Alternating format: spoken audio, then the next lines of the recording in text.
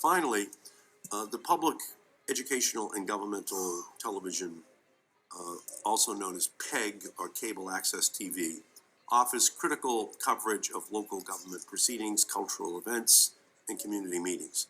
These stations are invaluable platforms for local voices in an era of media globalization and consolidation.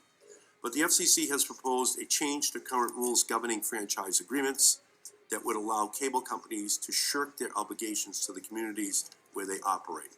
The proposal would allow cable companies to avoid paying some franchise fees to local cities and towns.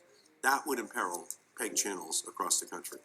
Again, Commissioner Rosenworcel, why is it critical that PEG channels continue to have the resources they need to serve their communities? There are thousands of PEG channels in communities across this country. They cover the high school football games, they cover City Hall, they provide people with truly local information.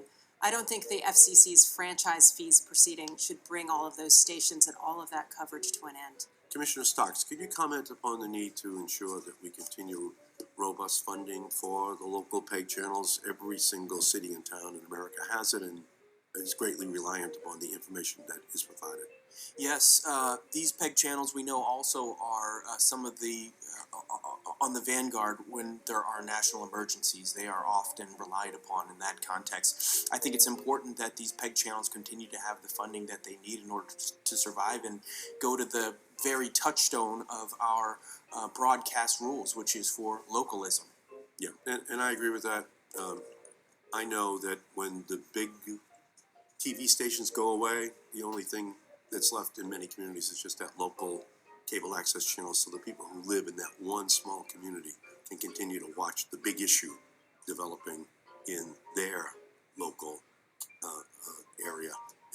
And if this gets diminished, it's just the loss of a great resource for communities across the country. Thank you, Mr. Chairman. Thank you, Senator Markey.